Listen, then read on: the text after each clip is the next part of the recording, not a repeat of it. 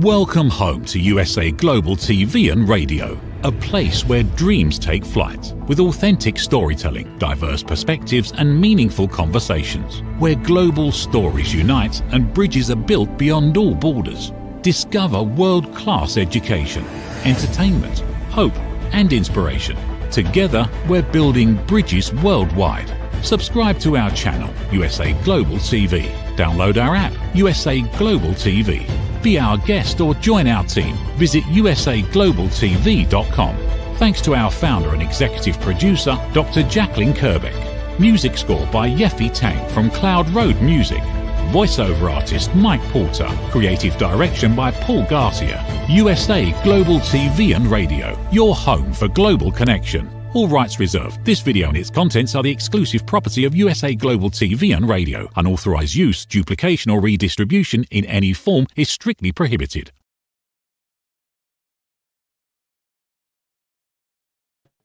Hi, Red O'Loughlin here. We're on the Wise Ones on the USA Global TV and Radio Network. I'm dressed up today because I actually did a presentation this morning to a military group before my first TV show. And I just mentioned to our guest backstage that one of the veterans I talked to actually joined the military in 1949 and was actually in combat in Korea. Something that we just don't find much of nowadays. It's just like you can't find, almost impossible to find a World War II veteran. But anyway, the Wise Ones is a show where we look at business leaders, people who have had great success and have some value to share. In other words, are sharing their wisdom. And today, Frank Zaccari is a dear friend of mine. We met, he and his wife were over here in Houston for a military Chamber of Commerce, actually it was a book fair kind of thing. And he brought his books over. We talked about his business, and I've had him on, I believe, one time before, but very successful in what he does with his clients, super successful in and of himself, 5-time best-selling award-winning author. He's a dynamic public speaker, business advisor, transition master. I mean, there's a lot of things to be said for him. So we're going to go ahead and, Frank, please join me up here on stage, and let's go ahead and get into our show today.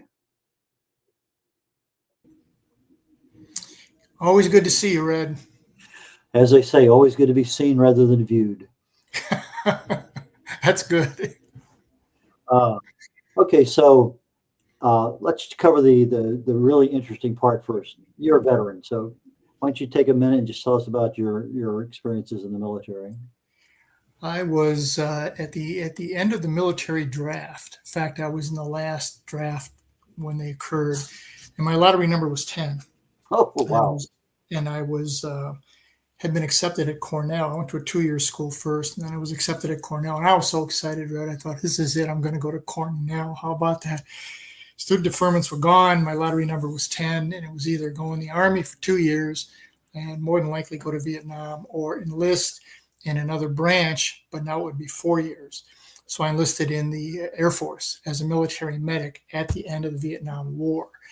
Now, I was not a combat medic. I didn't go where there was shooting and fighting, but we were at the hospital where they would bring wounded would come, and then we would try to get them back to health and try to, a lot of it, the physical was going to recover, but it was the mental and the emotional, because the average age of a soldier in Vietnam was 19 years old. 19-year-olds shouldn't be in that kind of situation.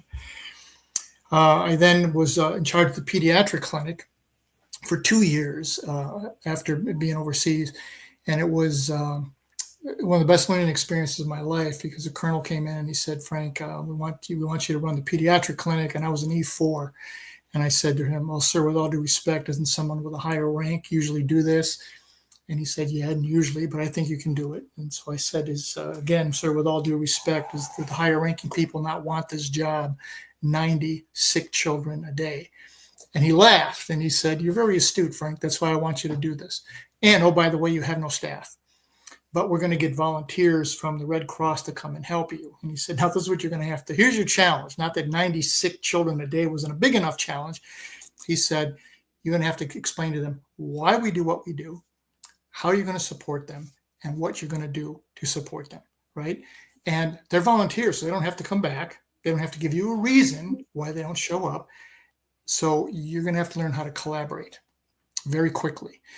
So at the whopping age of 21 years old, I had to learn how to build programs and bring people in and make them see what it is we're trying to accomplish and how we're going to go about doing that, right? Which helped me out tremendously when I got out of the military and started in my corporate life in the tech sector. The tech sector put me into a place where, because I had been in the service, they said, "Well, you started programs. We want you to start this new program going in and selling to the state government of California." Right. So again, no staff, had to collaborate, work with, bring in people who had skills that we didn't have or tools that we didn't have. Because you respond to an RFP, as you know, Red, you got to give them a whole solution. And the company I was working for was NCR, and all they had was equipment. Well, equipment's not going to get it done. So it was getting different software houses and technical people and engineers and trying to bring them together. And they look at you and say, "What the hell? Why do I want to deal with you?" And I have to explain to them, this is why, this is how we can win. This is the benefit that's going to come out of this. And I learned that in the Air Force at the whopping age of 21 years old. It's interesting. It sounds like you have people skills and business skills that were thrust upon you, that a lot of learning from mistakes, lessons learned, as they call it in the military. Yeah, that was it. Kind of set you up for a future success in and of itself. So let's jump into the first part of our discussion today. You're a 5-time best-selling author. Yes, what was the reason for you writing the first book? it was interesting as I wrote some books before we got to the bestseller stuff, and I just wanted to see if I could write a book. So I wrote a few, and they didn't go anywhere because I didn't know how to promote them or market them. Then Kat Canavis, who is an award-winning author, said, "Frank, you need to start writing again." And so she said, "Look, you've been business executive and a business owner for close to 30 years. Write about business secrets for walking on water." I had a radio show, and I always ended the show saying, "The secret to walking on water is to know where the rocks are." And so she said, "Write a book about that, because what takes your legs out as a business owner is not what you know. It's what you don't know. It's what you don't see coming. It's what you're not prepared for," right? Because so many business owners, particularly mid-sized and smaller companies, they're too busy working in the business. They're never working on the business. And these things come out and you're not expecting them. Now what do? Now you go into panic mode. So that's what the first book was about, was Secrets for Walking on Water was the name of the book. And we went into, I don't know how many, 15 or 25 different things that are going to happen. They're going to happen. You may not even see them coming, or you may not even realize that they're coming, but they're going to happen. So let's be aware of what's coming down the road. Number one, what you don't know. And number two, who you know is far more important than what you know. Because so many of us, when we go into the business world, we know one thing really, really well. And we think, okay, I'm going to do this. I can do it. But we don't know all the other ancillary things that come into play. And that's why who you know and who you surround yourself with is so critical. So that's how the first book started. And then it went to bestseller, which was kind of a shock. And I thought, oh my God. And I had met Melissa Van Oss, who's now my business partner. And she said, okay, let's put a program, a plan together, a marketing plan together. So we did marketing promotion and hit number one in multiple categories on Amazon. And it won an award. It was an award-winning book also. And then from there, we just took it to the next level. The second book was more about, people came back to us and said, okay, Frank, my business life is pretty good, but my personal life, not so much. So we wrote the second book about business and professional, avoiding business and professional landmines, or relationship landmines. That's what relationship landmines. Okay, and again, these are things you don't see coming, because if you're like I was in the business world, I was so focused on getting ahead and driving and staying on the business that I didn't have a balance. And when you don't have a balance in your life, it's not going to work, because you can't separate the business and personal life. The two of them are interconnected like this. No matter how hard you try, you cannot separate them. And so that's why a number of relationships, both professionally and personally, fail, because it's that lack of finding a balance. The third book came out is the third one that hit bestseller was, okay, my business is good, my personal life is good, but I'm stuck. Everybody's going to get stuck at some point. Getting stuck is inevitable. Staying stuck, that's a choice. And so we wrote a book about that, things that, again, you don't see coming. And the last book in the best-selling series was the one that we did with the Houston Region Veteran Chamber, and it was called Business Secrets from the Battlefield to the Boardroom. We had 19 veterans to write their story, what they did in the military and what that transition was like, because it is so difficult to come out of the military where everything is laid out and structured and you know what to do and where to go and how you escalate things, into the business world where nothing's there. Okay, you can't turn around and hand it to somebody to do, and you can't run up the chain of command because you are the chain of command, right? But one of the things that we found in doing that book, Red, with that group of people who you know very well, is a veteran will always help another veteran. Always. Now, you may not take their advice, but they are always willing to help you. And those were 4 of the 5 that became bestsellers, which was quite a thrill.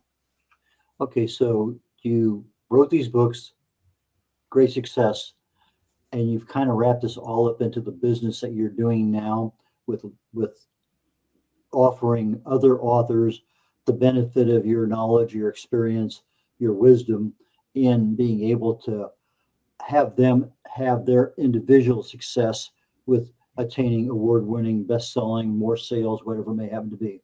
Yes. So let's go into, when did you create this business, and what's typically expected when you talk to a new author? Well, the business started when we were getting ready to write the book, Business Secrets for Walking on Water. And I met Melissa Van Oss. She was on my radio show. And Melissa had kind of a program somewhat in place. And she said, I tried it with my book and it worked. Let's try it with yours. So we guinea pigged it on ourselves, right? And it went and hits number 1. And I said, Melissa, we might have something here. Not the smartest guy in the world, but we did a 2 for 2. Maybe we can productize this. Maybe we can fine tune this a little bit and see what it is. So we started to do that. And we started to meet with authors. And we basically look at them and say, the first question we always ask an author is, why do you want to write a book? Why? And if it's, well, I want to leave something for my grandchildren, okay, that's wonderful. But then don't spend a whole lot of money doing it, right? But if you're going to write a book and you want it to be an evergreen tool and you want to use it to help create your brand or expand your brand or give you credibility and put you in speaking and webinars and that type of stuff, okay, then we're the people to come to see. And as we talk with the authors, we want to know that. All right, then the big difference between what Melissa and I do is we create the whole campaign for the author. We sit down with them, we go through the detail. We have to see the manuscript to make sure it's good, number 1. And then we sit down and we have multiple meetings with them and we lay out a strategy. Who's the target audience? What groups do you belong to? What people can you go to, friends and family, that will be your core team that will help spread the word? And then we create the campaign. We create all the content, all the graphics, and we send it to the author and say, on this day at this time, post this. And they'll post it on LinkedIn or on Facebook or groups that they belong to. That's one of the steps. We also have an email campaign. Again, we create all of the text and the graphics. And we say, send this to your core people on an email. Okay, because one of the things we found, Red, is whenever you're going to try and start something and people think it's interesting, they always say, how can I help? Or let me know how I can help, right? And we never tell them how to help. So in this email campaign, we tell them, this is what I need you to do. Do 1, 2, 3 on these days at this time. Okay, so it's basically 3 steps. It's a pre-launch, which is, who is this author and why should you care? Then the launch, which is, okay, now I know who the author is. Now here comes this book, and this is why you need to go get it on this day, on launch day. And then the third is post-launch. Post-launch is after the book hits number 1, and we've had 16 consecutive books hit number 1. 8 of them have won awards. So once it hits number 1, now we got to keep the momentum going. So that's the post-launch. And we get them on podcasts like my show, like your show. And we start getting an award-winning journalist to write an article about it. And then it's a matter of continuing the momentum to show that, hey, you're not a flash in the pan. This isn't something that you hit bestseller for 35 seconds. This is something with legs. It's sustainable. And now you have credibility and you have authority. And every one of the authors that we have done, the 16 that have hit number 1, have moved on to do additional things. They're either doing speaking, or they're doing workshops, or they're doing membership programs. and it's giving them some additional revenue stream and more credibility. So that's been very, very exciting. We just started the 17th campaign just now. It won't be done until probably October, but we're screened very heavily with the author on what they want and why they want, and are they willing to be coached? As being from the military, is will you follow directions? If you're not willing to follow directions, then we're probably not the right people to work with. If you're not willing to trust the process, hence the name of the program, then again, we're not the right people to work with. Because writing a book and getting it published is one thing, all right? Publishing is not marketing, right? They're very, very different.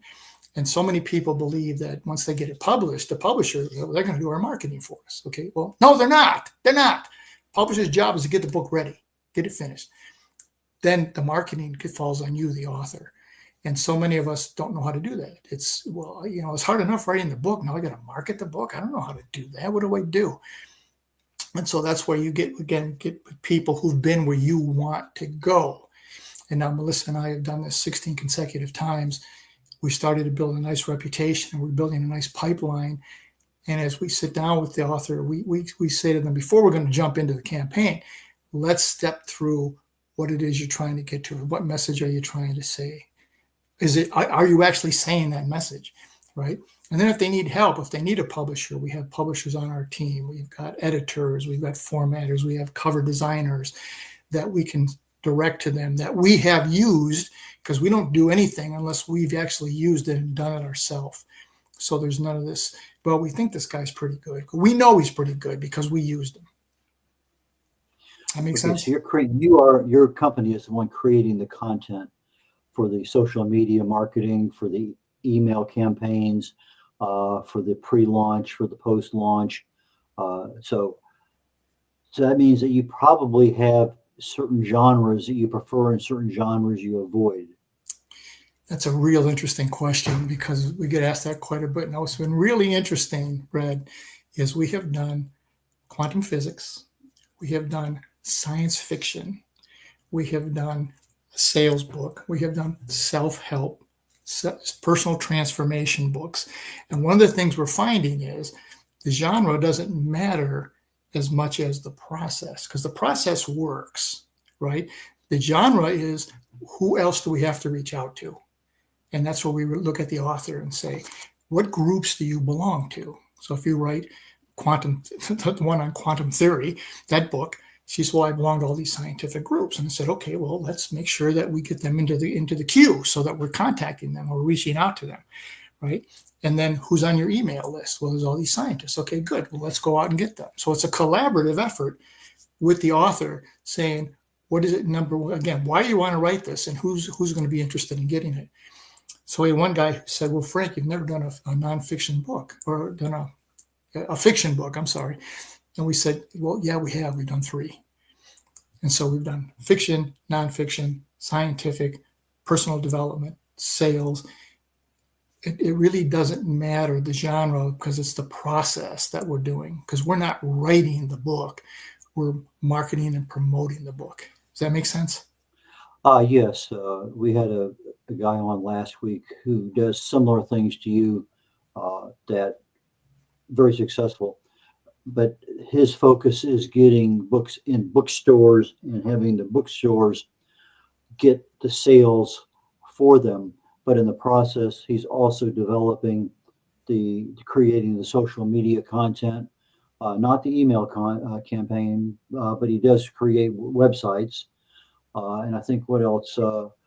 He has his own staff take your book and basically put it into 20 some odd different publishing platforms, so that the bookstores, if they prefer to buy from Barnes and Noble rather than KDP Amazon, they can go to Lulu, they can go to Smashwords, they can go wherever they want, because they already have a relationship set up with that publisher. And so that's what he works on, which is a little different than what you're doing. You have overlaps is what I see. Yeah, there's a lot of similarities, because we'll start with KDP Amazon because that's where most of the books are sold.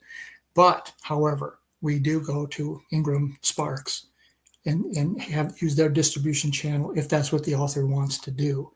Okay, and then through Ingram Sparks, and that's how a lot of the books get put into bookstores. and Walmart and different Target and those kinds of places. So he's probably more engaged with it. But we do have people who are on our team that can go into that area if that's what the author wants to do. Mhm. Well, we're getting ready to come up on a break here, a commercial break, very quickly.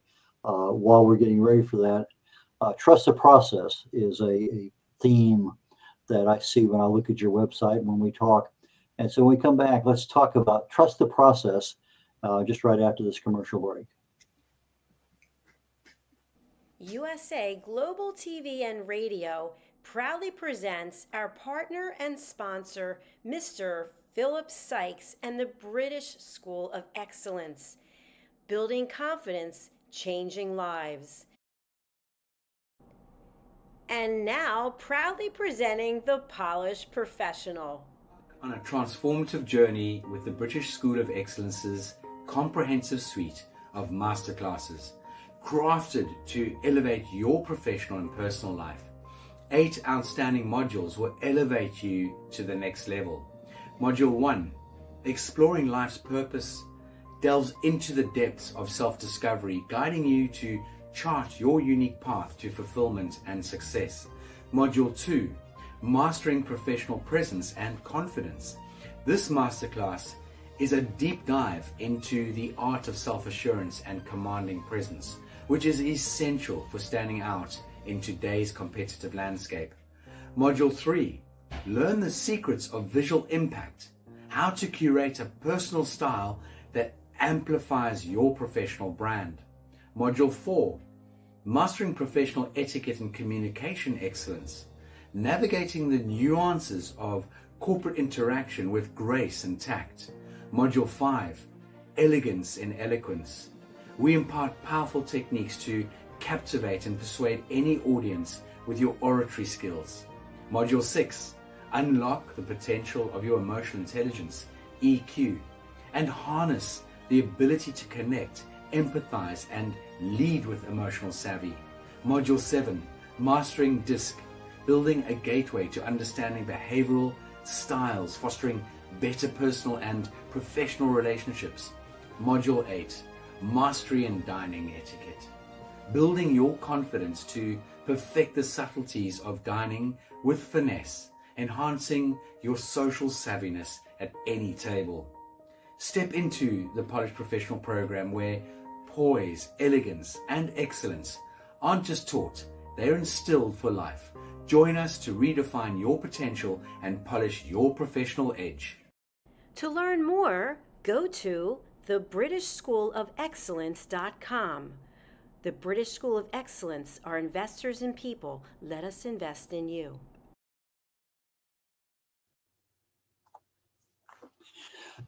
Trust the process is where we left off with Frank Zaccari just a moment ago. Frank, please join me back up here on stage. I'm here. Trust the process. Where did that terminology come from? It had to do with, as we've started working with authors, and Melissa and I both do a lot of speaking also, is when people start saying, well, I'm not sure about this, or what about that? Or when you say, look, you have to trust the process. That's why we go through. Do you believe? Are you willing to be coached? Are you willing to follow an established program? Are you willing to take these steps and stay in sync with us? And we lay out in great depth a statement of work of who's going to be doing what, so there's no surprises, right? We were both in the military, don't like surprises, right? And so we kept saying to so many people, you have to trust the process. And so we looked at each other and said, well, why don't we name that the program? Trust the Process Book Marketing and Promotion Program. So that's how the name came about. And it also applied when we were doing speaking.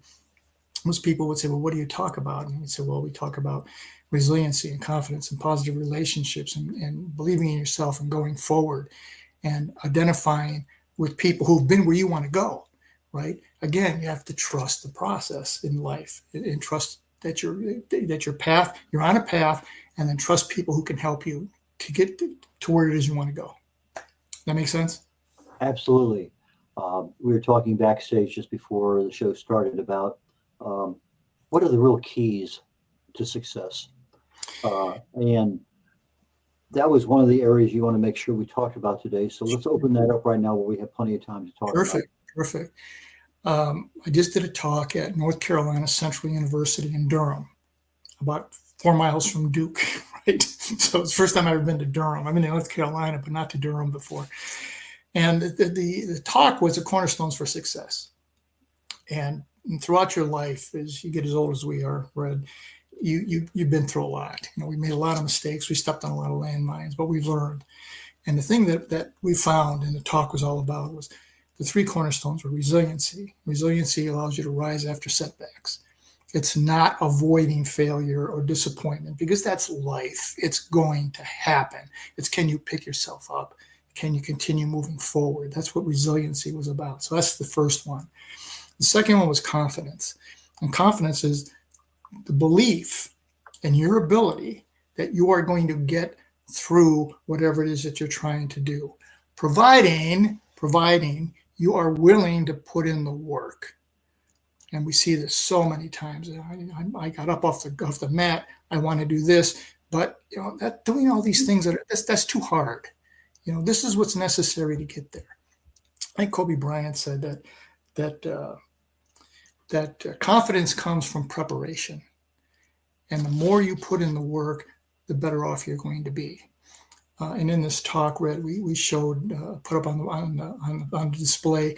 Here are people who were told they weren't good enough, like Walt Disney, who was fired from his job at the Kansas City Star newspaper in 1919 because they said about Walt Disney, he had no imagination and no good ideas. I've been to Disneyland. Oprah was fired as an evening news reporter because they said she can't keep her emotion out of her stories. Okay, her whole empire is built on emotions. And the one that really blew me away was Elvis Presley. After he performed at the Grand Ole Opry, the concert hall managers told him, "Son, go back to Mississippi and keep driving that truck because there's no room for you in the music world." All right, so these are people who were told you're not good enough, but they continued on. They put in the work, and they discovered, first off, I'm pretty good at this, but I'm not so good at these other things. So focus on your strength. Focus on your strengths, and you can surround yourself with people who are better than you are in areas where you may struggle or you just may not like doing. It's the example I gave when I would take over an organization as a CEO. First hire was always a chief financial officer. That's the first thing I did. And they said, "Well, why?" And I said, there was 2 reasons. Number 1, I'm not good at accounting. And number 2, I can't stand doing. I hate it. So I want somebody better than me. I want somebody smarter than me in that area. The same with distribution, the same with whatever else you happen to have, because being the smartest person in the room is not a good thing. And being the smartest person in the room is, I know my strengths, and I'm going to surround myself with people who can augment what I know because they're better at what they do. And then the last thing is having positive relationships. And the positive relationships are the foundation for support to sustain the progress. This is aligning yourself with people who have been where you want to go and listening to people who really have your best interest at heart. Because whenever I've talked to so many people over the last, I don't know how many years, and they'll say, I'm starting down this road and I get all this input. Everybody comes out of the woodwork, friends, family, associates, people you don't know, some guy you meet at Starbucks. And they say, this is what you should do. And I say to them, well, have they ever done it? And they said, no, but this is what they're telling you. So why would you want to listen to someone who's never done what you want to do? It doesn't make any sense. Deal with people who've been where you want to go, who see that you have potential, and they see that you've had a number of small victories to get you where you are. That's how confidence grows. It doesn't just fall from the sky. It doesn't just happen. You had to go through a series of things and a lot of small victories to get you where you wanted to be. So when something does go bad, take time to mourn and to grieve about it. But then start again. Write down those small victories and cherish them and relive them. Yeah, I did all these things. Look what I did. I can do this. I'm going to get where I want to go. That's part resiliency. That's confidence. But then I also surrounded myself with people who believe in me, who can help open doors or continue to help me on my journey. My go-to people that I trust.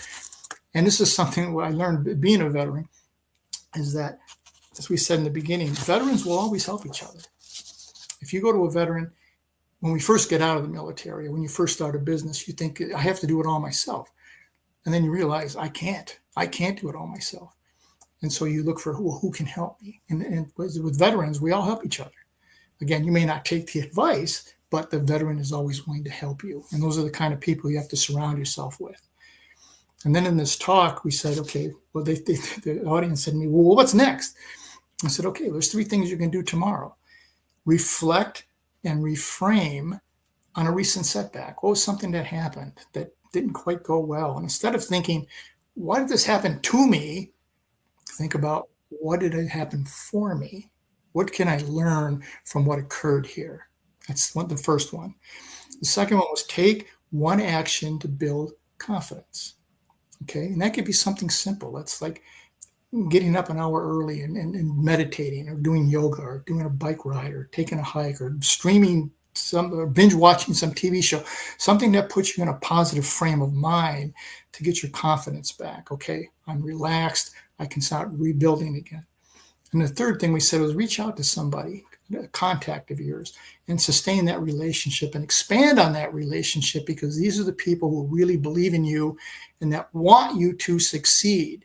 And their input will be, they'll never say, you should do this. They'll suggest this is something that gives them thought to, as opposed to the people who sit there and say, you should do this. The other thing that came up in this talk was, well, how do you avoid negative people? And I said, well, they're everywhere. They're everywhere. So I said to them, here's what I was taught. This is what my drill instructor in basic training said to all of us. He said, never, ever argue with a negative person. And then he went on and he said, because it's like wrestling with a pig. Okay, how's that for a visual? Wrestling with a pig. And then he said, you're both going to get dirty, but the pig's going to like it. All right. So the people who are angry and cynical and miserable, they're the ones doing all the talking. Right? They're always talking. You're easy to find because no matter what the topic is, they're always going to go to the negative. You don't need those people. When you identify who they are, and they're pretty easy to identify, don't just walk away. Turn and run as fast as you can. Get away from those people, because misery loves company. And no matter what you do, misery tries to pull you back down. So the best way to avoid it is to avoid them. Okay, so for success, we're talking about trusting the process. You've had amazing success with the authors you have there, but not all authors have very active social media programs. Probably they don't even have more than a dozen or so email contacts. How do you help them develop those skills that are needed in order to trust the process? Oh, that's a great question, right? We had one author who went number 1 in 6 categories and won an award. And we said to her, how big's your email list? She has 35 people. 35! And we said, okay, well, that's not good. What about your LinkedIn? She goes, I haven't used LinkedIn in 3 years. I said, okay, well, this is going to be a challenge. So then we had to sit down and go into it with her. What is it? What is this book about? This book was about changing your mind, neurologics, right? How do you change? What people would be interested in that? So we start brainstorming, and then we would reach out to these different groups and have her become a member of these different groups on LinkedIn or Facebook. Now, to get the email addresses, we said, all right, we're going to create for you a lead magnet. And we're going to put that lead magnet up as many places as possible and have people come to you so we can capture the email address. All right. Now, as we went through this campaign, because our campaigns take a minimum of 90 days, okay, because we want to make sure we're covering all the aspects of it. So it's not a tomorrow, it's going to be done. So in the course of that 90 days, she went from 35 emails to 155 emails, okay, from her LinkedIn, which she hadn't used in 3 years. She was posting every day because we would send things to her. Here, do this on this day at this time. So we would put them out there. And so all of a sudden, her comments, not likes, because you see people like, they're not looking at it. They're just clicking to be nice. But commenting. So commenting went from the first few where nobody commented to ones where now we are having strings, 15, 25, 35 people were making a comment. And so you respond to those people. And then we said, all right, now let's connect with them, see what they're saying, respond to what they're doing. That builds community. And so once you get a community built, then people again are more than willing to help you because they see that you're willing to help them. I think Zig Ziglar said one time that if you want people to help you, help them first. Quick question I have to ask. I usually ask most of my authors and stuff is, do you use AI at all in any of the stuff that you're doing? No, Okay. we'll use AI to help fine tune a paragraph or something. Okay, I'm stuck here, but no, absolutely not. We won't even touch anybody who said I created this, or even if we suspect it was done with AI, we won't even touch it. But it's a good tool to help you fine tune a paragraph or a description, but not to write the book. We avoid it like the plague. I used AI to create a book cover for a client, and I had AI do me 5. I sent it to my client. He decided on 2. We sent those 2 to a designer with some other background information, and he got a cover he loved. So there are ways of using it, even if it's not in the text end of things. So anyway, it's just, that might That's be something. exactly right. That's it. Using it for graphics is wonderful. It's wonderful. Using it to create, instead of you creating your content, using it, no, not so much. But we've done that with covers. Who's a good customer for your client, and how do they get in touch with you? The most recent one is Dr. Deborah Forrest, and she is a preeminent scientist, and she had written 2 books in 2002 and 2013 on dementia and Alzheimer's, and she was sort of an expert in that area. She said the books didn't do very well, and she came to Melissa and I through a ghostwriter or an editor who was helping her put the book together. And she said, well, first again, why do you want to write a book?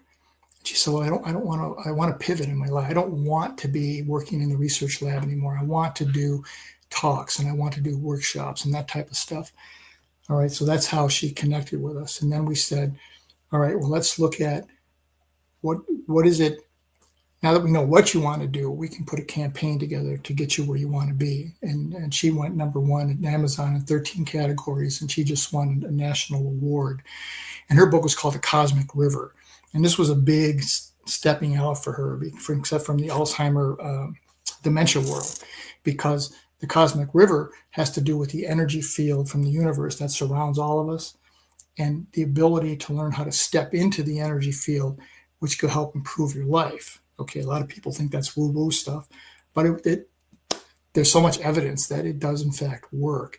So for her, what's so exciting was it was way outside of her comfort zone of what she had been done and what she had been known for, to create this book and the cover was spectacular. And she had scientific evidence to back it up. But the most important thing, and we tell every author this, if you're just going to put facts and facts and facts and facts, don't write a book, because they can get that on Google. You have to have a story. Relate a story to what's occurred. Now look at me and I say, well, look, when I was coming up with NCR in the early days, I was putting on a fast track management program. And every quarter we would go away for a boot camp like thing. And so one of the boot camps was communication. And they said, okay, our vice president of communication is going to sit in and listen to you guys do this product presentation, you guys and women. So I was last. And as you know, if you're the last speaker on anything, they want you to hurry up and get done so they can go to the bar, right? That's the thing about being last. So I was last. I did my talk. There was no PowerPoint. You had to use the slides. Remember, we had to put the foils on. And so I'm putting my slides together. And Zig Ziglar is the vice president of communication for NCR at that time. Now, I don't know who Zig Ziglar is. There's no Google. I just thought, who names their kid Zig?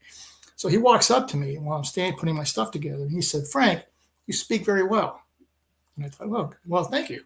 He goes, I'm going to forget 95% of what you said before I leave the room. And I said, well, that's not good. And he goes, no, it's not. And I said, well, what am I doing wrong? And he said, No one cares about facts and figures. Yeah, they do, but they're not going to remember it. They're going to remember the story that you attach to those facts and figures. That's what you need to incorporate, stories, right? And so I've taken that rest of my life and put that in play. And that's what we tell every author. We just got one manuscript sent to us, a lot of data, a lot of facts. And I said, my God, I can go to National Geographic and get this. How does it apply to you? How did it apply to your life? How does it apply to other people's life? How is it going to make things better for them? That's what you have to focus on. It's the story that matters. Well, Frank, thank you so very much for your participation here today. A lot of good value added. Appreciate you sharing your wisdom on that. And I look forward to our next conversation, because I'm sure there's a lot that you could have talked about. We just didn't go down those pathways. So with that being said, I bid you adieu, and I wish you the absolute best, sir. Take care. Always the best. Anytime, Red. Okay, take care, Frank. Red O'Loughlin here, concluding the Wise Ones on the USA Global TV and Radio Network. I'll be up very shortly in about 19 minutes on Talking Heads. I'm talking today about, primarily for Catholics, how to get to heaven by bypassing purgatory. I wrote a book on it, Heaven, the Final Destination, and that's the one that we'll be talking about on today's show. I'll give you a lot of good information on that. So I look forward to catching you all next week. If you need to catch us any older presentations, go to YouTube to USA Global TV, and the archives is there under playlists, and you can sign up for this or any other show. Take care. Bid you all bye now. Meet Red O'Loughlin, TV show host, presenter, and author. Howdy y'all, Red O'Loughlin here. I'm a TV host on the USA Global TV and Radio Network.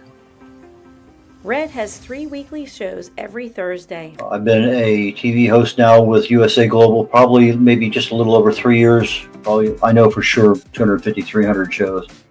Join Red on the Corner Bookstore.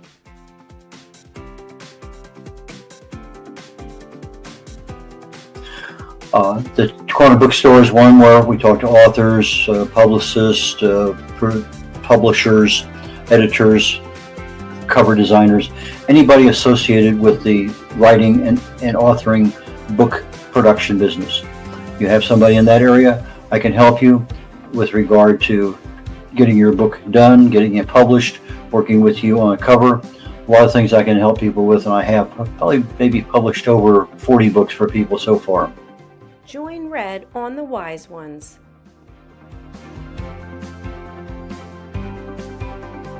On the Wise Ones, I'm looking for entrepreneurs, business owners, people who have wisdom, lessons learned over time that they can share with others. So please go to usaglobaltv.com, sign up, and join me there. Book your session on usaglobaltv.com. Join Red on Talking Heads.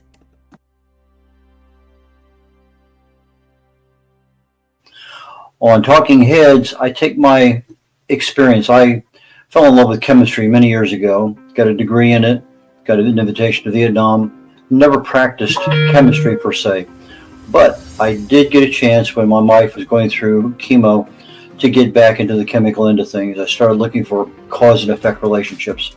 I had been working at a company doing cause and effect analysis on failures in the field on various products that we made. So I said, why not look at the cellular structure in the body? The chemicals are chemicals. They do certain things. So I take my knowledge of chemistry and research. I write about it. I speak about it. I have over 1,000 original content articles on LinkedIn, most of them dealing with some aspect of health or wellness. I speak on that topic quite often, and the Talking Head show is one that I concentrate my knowledge of health and wellness on in order to help people. Red is a distinguished Toastmaster.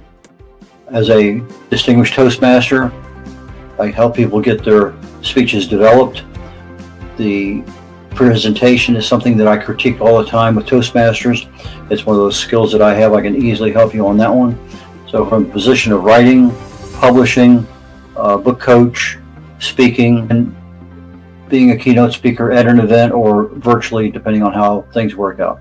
But those are the things that I can help people with, and I have 3 shows every week here on the USA Global TV and Network, and please join me when you can. Appreciate it. Bye now. Here are some of the books that Red has written and published. Contact Red at redolaflin.com.